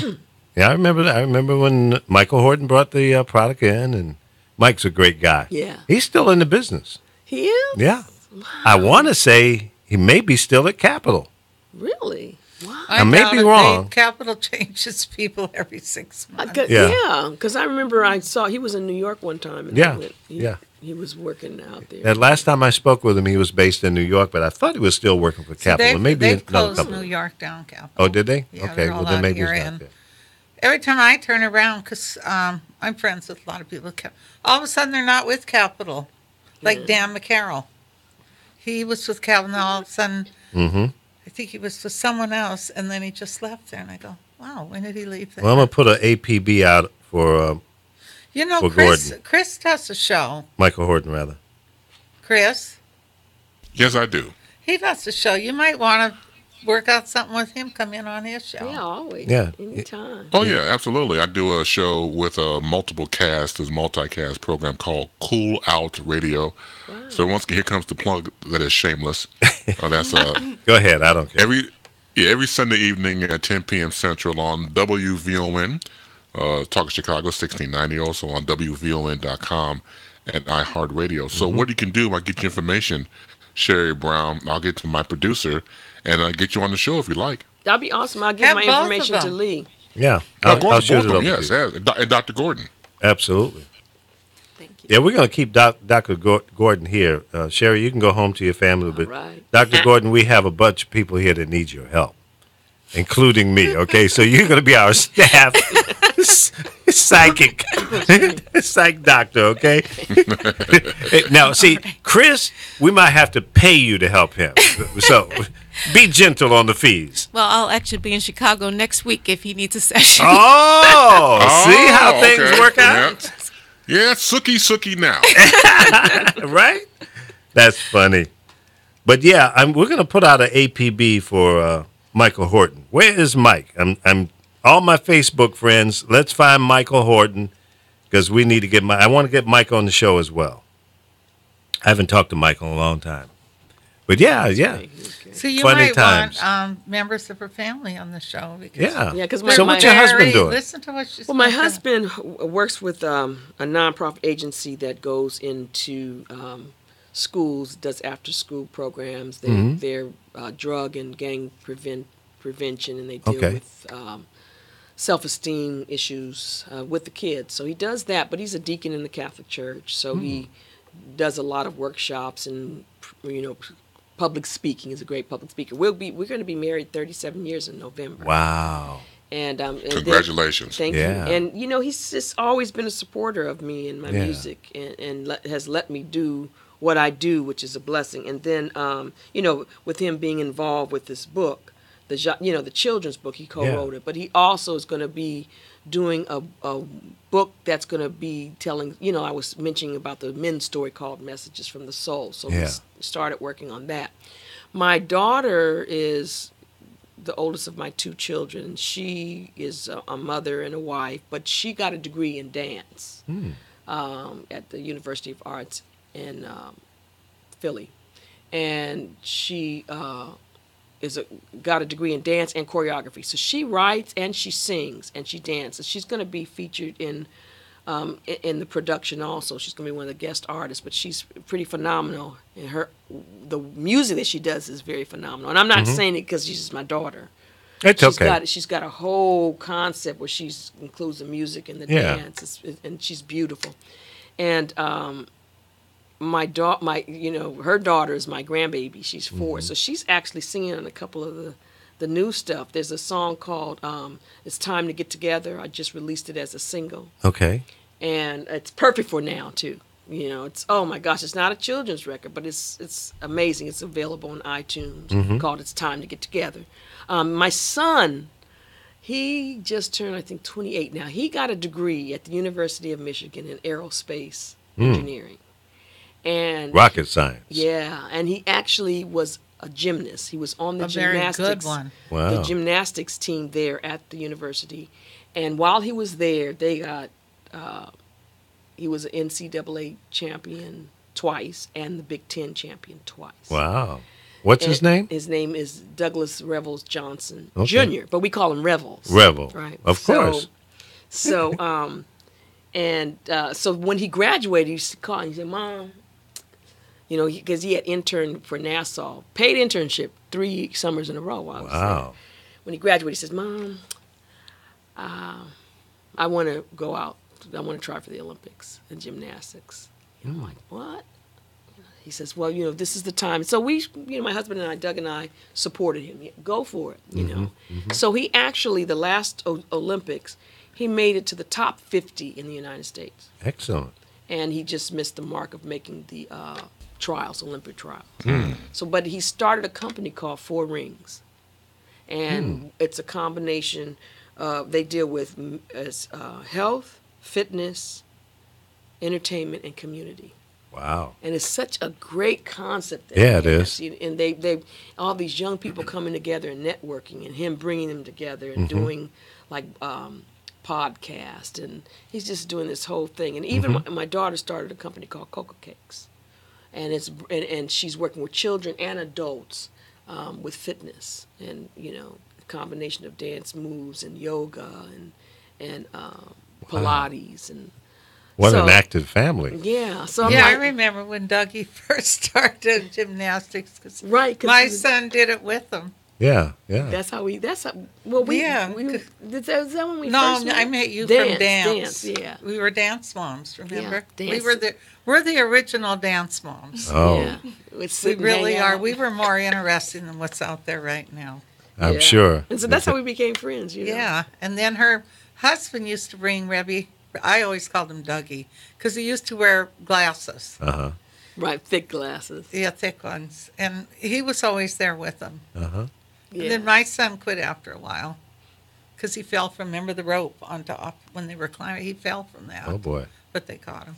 Yeah. That's good. But that's how I remember her son. Yeah. It's this little kid with thick glasses. Yeah. Yeah. So Well, Sherry, I got to say something real quick. Your agent is right across from you. Get Carol. That's I know her. there. I really know, and I say this with all due respect. I'm doing this show now for a while now. This is the most energy Carol has had ever. Ever. Because she knows you. She only got to appear on a Chicago radio show. Just now, she was like, "Well, going on, now we're going on, don't you have a show?"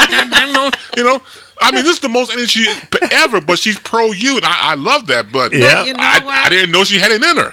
When she first started and she talked about Leon Ware, I had him, he was going to come in here, but Leon had cancer. Yeah. And when it came back, but I still walk I miss him because I met him walking. And he wouldn't care if I told this story. When he told me he had cancer, and I got to know, he said, "Well, do you know who I am?" I said, "No, who are you?" "Here, I'll give you my name. Look it up." So I looked it up, and I was blown away. So after that, I would watch him, and sometimes I thought he was dead. I'd walk up and bang on his window, "Leon, are you alive?" But when she talked about him, it really brought back memories for me because I really wanted him on this show, but he got worse. When it came back, he had went in remission, I think, for a few months, and then it came back really bad. Yeah. And it was tough because I would walk up to him, and Leon always had his weed. And he was always writing. That was his medicine. And Leon, did he finish the album? Because he was working on an album. I think that he because I know you were supposed to be on it, and he wanted one of the Pointer Sisters on it. Yeah, I don't. To be very honest, I have to call his wife and find out because I don't know. I know that he was working on it. He was close to being finished, but he just was a special person to me. Very special. And skinny guy. Yeah, just so cool.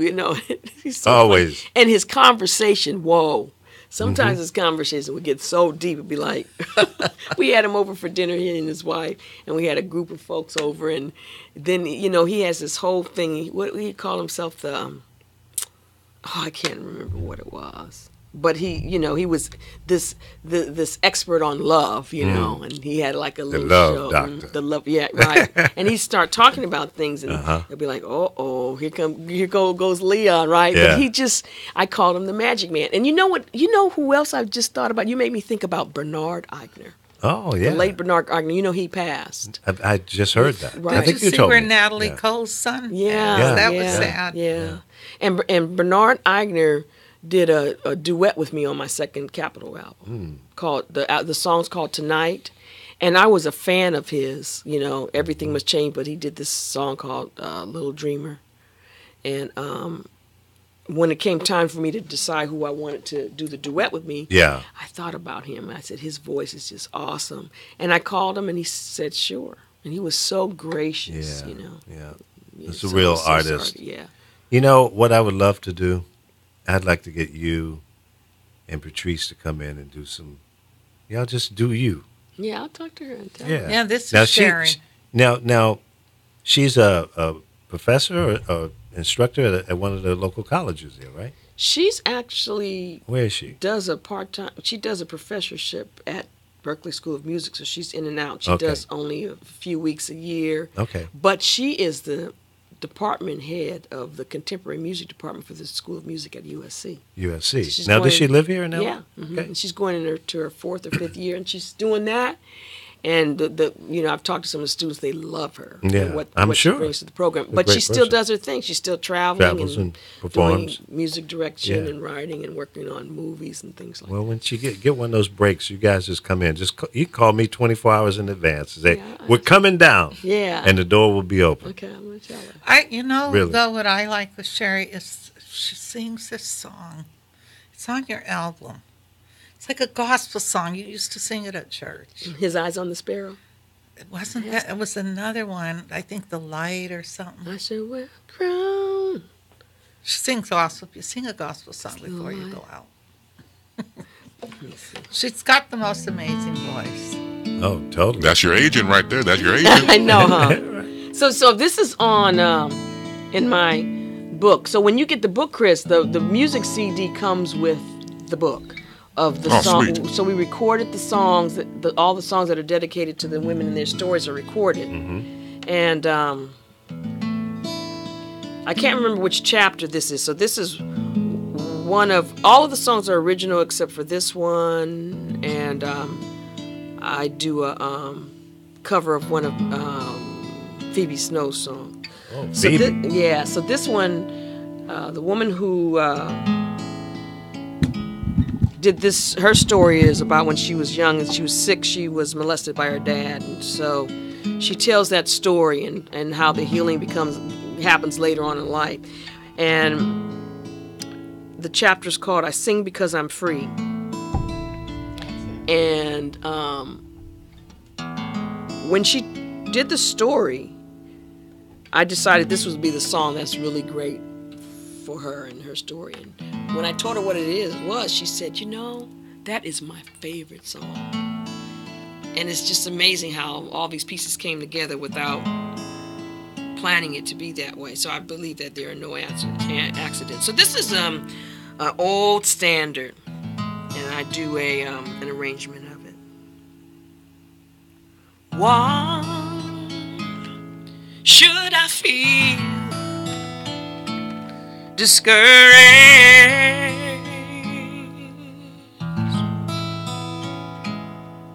And why should the shadows come?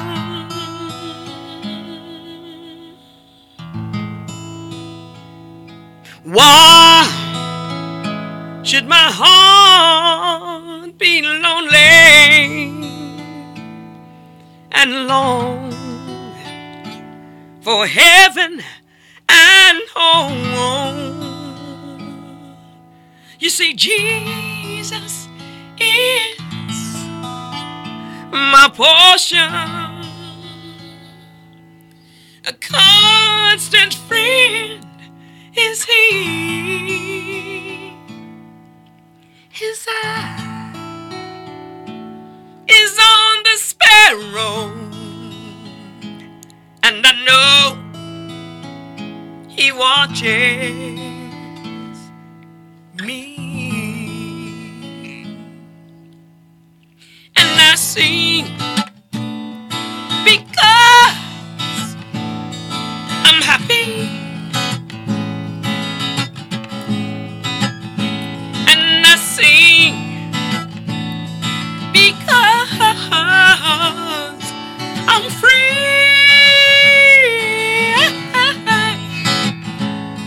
His eye is on the sparrow,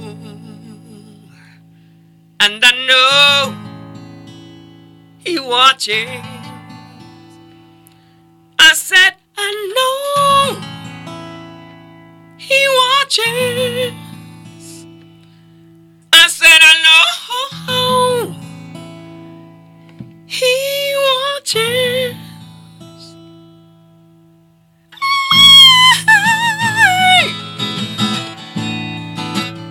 I know He watches.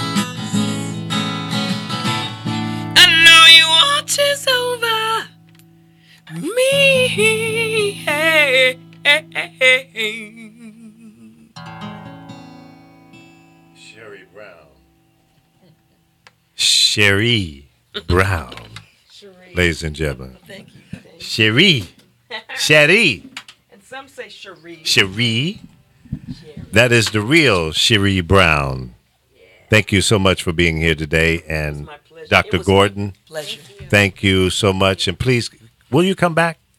Yes, I would love to. Thank you for having me. Excellent. Anytime you have something special going on, call me, call Carol, and we'll get you in. Thank you. Because what you're doing is so, so important.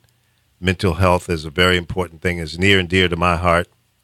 And because I always say, we need to stay on top of our dysfunctional family members, and I don't mean that in a negative way, but we see things that are happening and we need to fix it.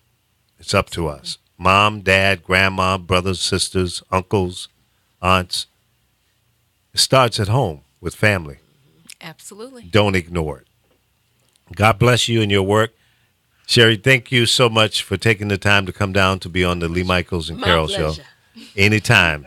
Thank you, And get Carol Patrice Lee. in here, so I want to see y'all just do it. Okay. That'd be so much fun. All right, folks, thanks so much for being here with the Lee Thanks, Michaels Show with Chris. Carol and the cast of characters. Thank you. And we'll be back tomorrow at 10 a.m. right here on thepowerofvoices.com. Have a great day. Peace and love.